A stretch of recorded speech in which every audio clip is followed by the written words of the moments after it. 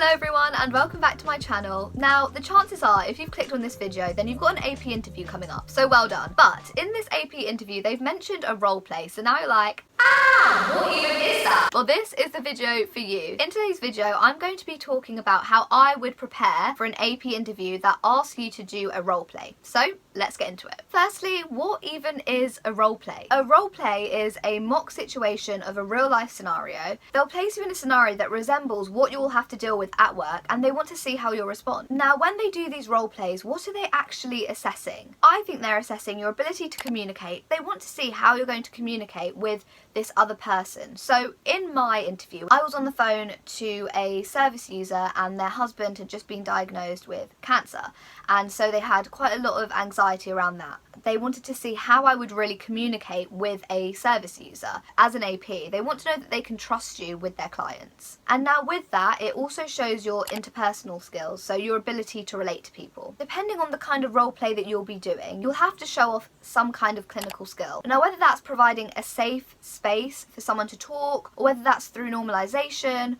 or whether that's being able to identify a risk, those are all different clinical skills that can be assessed in these role plays. It also shows your ability to think under pressure, because you don't know what this role play is going to entail, you don't know where the conversation is going, so it's really showing them how quick you are on your feet.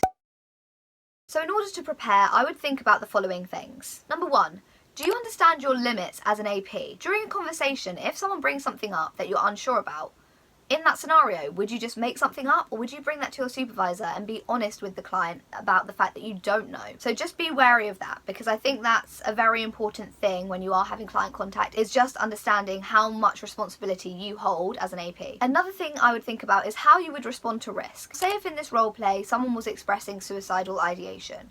Now, how would you deal with that? And do you know the process of following things up? Do you know the right questions to ask? So how would you assess risk? Another thing I would think about, or even practice, is normalization. Now normalization is a skill that we all use in everyday life and we probably don't even know it, but especially as psychologists this is something that we need to do. And this is just reminding the person that how they're feeling is normal. For example, in the role play that I had to do where the individual's husband was diagnosed with cancer, now that is very normal to feel anxious, and actually it would be quite strange if you didn't feel anxious about the fact that your partner, the person you love and support, and they support you, has been diagnosed with a life-threatening condition. And it's about understanding how you can fit those sentences in conversation and normalise someone's experiences. When I speak to a client, I definitely sound a lot different to how I'm speaking to you now, but also to how I speak to my friends, my family.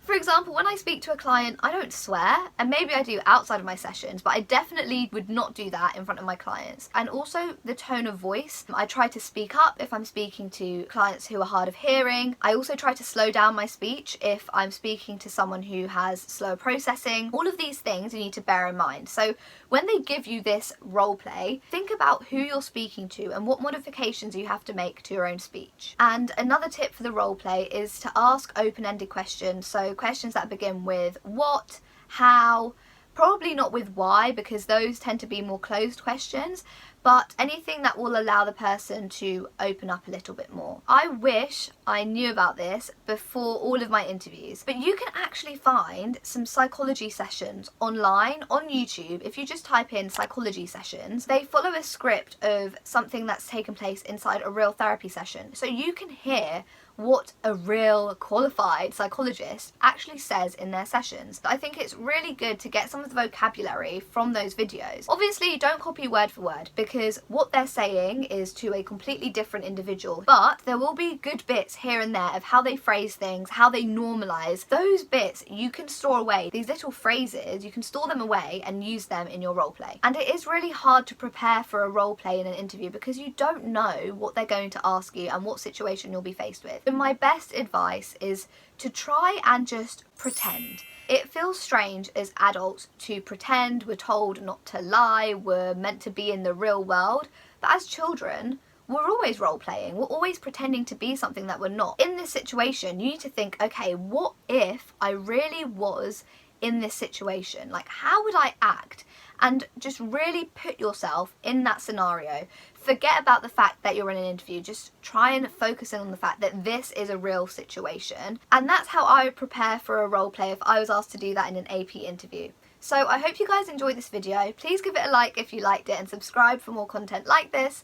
And until next time, guys, I'll see you later. Bye.